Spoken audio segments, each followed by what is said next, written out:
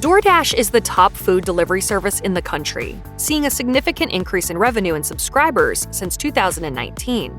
But why do customers love its refund policy? And why aren't restaurants and drivers always its biggest fans? There's more to this food delivery service than you know. When you're hired to make deliveries for a restaurant, you have to go through a typical employee hiring process that may include an interview, hiring paperwork, orientation, and so on. You should also expect your driving record and vehicle to be carefully examined, as restaurants want to make sure they hire safe drivers with reliable vehicles to represent their companies. You might be surprised to learn that DoorDash requirements for drivers aren't very strict. As a DoorDash driver, you're an independent contractor representing yourself, technically. Therefore, DoorDash just wants to make sure that you are who you say you are and don't have any criminal activity on your record. DoorDash requires a background check using a third-party service called Checker to get an overview of a potential driver's criminal and driving history. Other requirements are relatively basic. You must be 18, have your own insurance policy, have a valid license and social security number, and have a reliable mode of transportation. However, several Dashers admit on Indeed that getting accepted is super easy. One person says that if an area is in desperate need of drivers, you can get started right away, saying, quote, "I applied one day and was delivering the next day." Other Dashers mention that if you clear the background check, you're basically good to go. DoorDash has a roster of delivery drivers in each of its delivery areas ready to go during their selected shifts. But that doesn't mean that DoorDash's employees are off the hook. In late 2021, DoorDash surprised just about everyone, including its employees, by announcing that every single one of its staff must make at least one delivery a month. That's right, even the CEO has to deliver.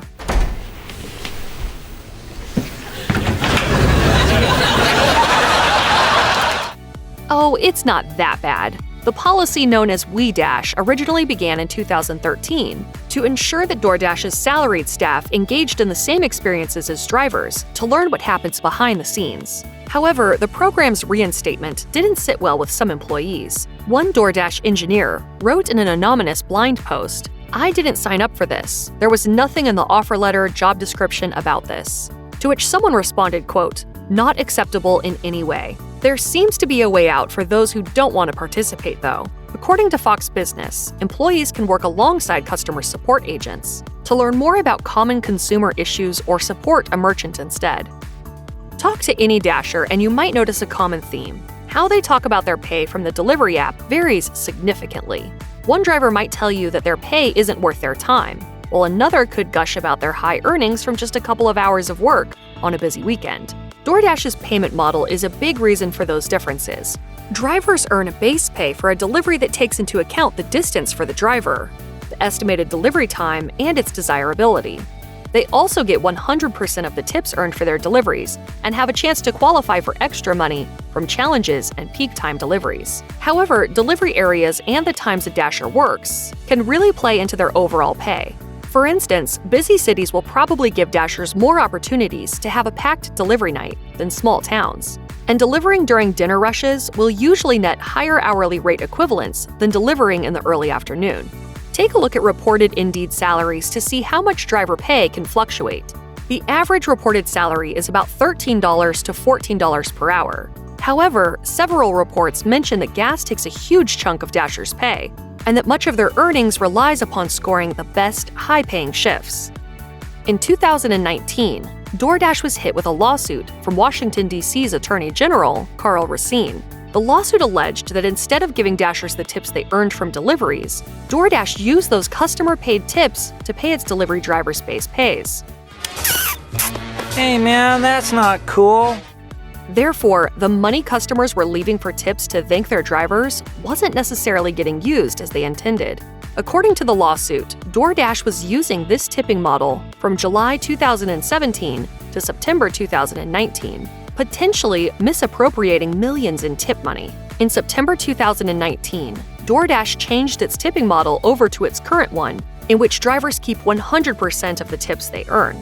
However, the company heavily disagreed with the claims brought against it in the lawsuit about its old tipping model. Still, in 2020, DoorDash settled the lawsuit, paying a total of $2.5 million to delivery drivers, the district, and district charities. It's not uncommon for workers to dislike some aspects of their jobs. Apparently, independent contractors like DoorDash drivers aren't exempt from having complaints. While you might think that choosing your own schedule and having the freedoms that independent contracting provides is great, some Dashers have plenty to dislike about their experiences delivering with the app. Indeed reviews reveal some of the most common complaints from DoorDash delivery drivers, with one of the top reasons for negative experiences being a lack of Dasher support. One driver writes, quote, "Worst ever. Horrible Dasher support." Another says that there is, quote, "no customer service with clearly speaking English speakers. No support." Others mention technical issues with the DoorDash application and low base pay. Reddit also sheds some light on Dashers' true feelings. One Redditor mentioned DoorDash docking their delivery time after delivering an order. They claimed the company cited errors in the software that resulted in violations against the driver's account. Another Dasher complained that trying to find orders they want to complete is challenging, sometimes rejecting, quote, 70 or more offers to get a good one. The COVID pandemic temporarily closed down restaurant dining in many areas. While many began reopening with safety precautions several weeks later, some people still preferred takeout as a seemingly safer alternative. That could be why DoorDash flourished during the pandemic. DoorDash said, 58% of all adults and 70% of millennials say that they are more likely to have restaurant food delivered than they were 2 years ago. The company has also noted that the pandemic has only continued to foster these trends. DoorDash also received 45% of all third-party delivery orders, became number 12 on CNBC's Disruptor 50 list, and earned close to a $16 billion valuation in 2020. DoorDash not only boosted its own revenue, but also assisted restaurants in staying busy and profitable, according to its economic impact report released in October 2020. The report notes that 67% of restaurants found DoorDash to be, quote, crucial to their business during COVID-19. Additionally, 65% of restaurants said DoorDash helped them increase profits during the pandemic. You might think that restaurants would have to give the thumbs up to DoorDash before the company can post a restaurant's menu on the app and begin deliveries from that restaurant. However, DoorDash has tangled itself in quite the controversy for adding menus and delivering from restaurants without asking restaurants permission. A pizza place owner in Cincinnati told WXYZ Detroit that the restaurant's reputation has suffered since DoorDash began taking orders without its permission. It all started with customers calling the restaurant to complain about missing or incorrect items. Soon, owner Kevin Ledecker found out that his menu had been added to the app, so customers understandably began to order. However, Ledecker said that the menu wasn't up to date or detailed enough to ensure correct orders. One restaurant staffer took to Reddit to complain about the same situation, writing, "Today, we've been receiving calls from DoorDash asking if their orders are ready for pickup. The thing is, we never put our restaurant on this website. This is ridiculous that something like this happens without any authorization or permission." Due to backlash, some areas are pushing for third-party apps like DoorDash to ask for consent before publishing restaurant menus. For example, California pushed through the Fair Food Delivery Act in 2021 to require agreements between restaurants and delivery companies.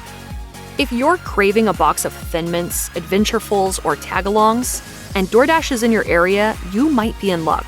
As of 2022, the food delivery service offers speedy delivery of several varieties of Girl Scout cookies right to your door.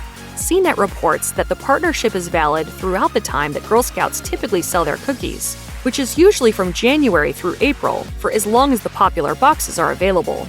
DoorDash's vice president, Shanna Preve, said the following in a statement. Through this collaboration, we aim to provide access and opportunity for Girl Scouts, while providing their neighborhoods with safe, efficient, and enjoyable ways to support their local troops. Unfortunately, the cookies will only be available in select areas through DoorDash, depending on whether there are sellers in your area, but you can check the DoorDash app to see if you can satisfy your sweet tooth. During the peak of the pandemic, many businesses got creative with their business models in an attempt to adapt to the changing needs of customers. In late 2020, DoorDash did the same, introducing a new venture called DashMart.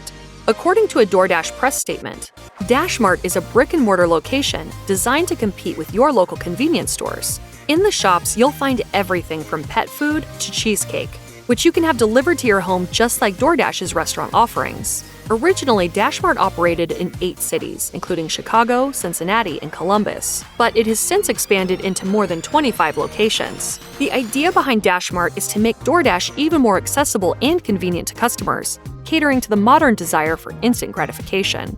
DoorDash CEO Tony Xu tells CNBC, "It's a bit like the express lane inside of a store.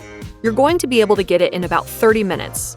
You really don't have that proposition anywhere else." You may have heard or read news stories about DoorDash delivery drivers getting hurt or killed on the job. In August 2021, Noel Njoko of Springdale, Maryland, was shot while driving for DoorDash, a gig he had just recently picked up. In December of that same year, a DoorDash driver in Gary, Indiana, alleged that he was held at gunpoint during a carjacking. The Baltimore Sun also reports that a teenager had been charged in the January 2022 murder of Cheryl McCormick, a DoorDash driver in the Northeast Baltimore area, after refusing to hand over her cell phone to the teen. However, DoorDash has taken steps to ensure the safety of its drivers. ABC News reports that DoorDash is partnering with security service ADT to allow Dashers to connect discreetly and quickly with an ADT agent by pushing a button on the DoorDash app. The feature can help drivers get speedy access to 911 if needed. While some customers complain that customer support is lacking with DoorDash, others love it for its refund policy, which seems to be almost too good to be true, maybe even to a fault. Nice. DoorDash's terms of service say this about issuing refunds.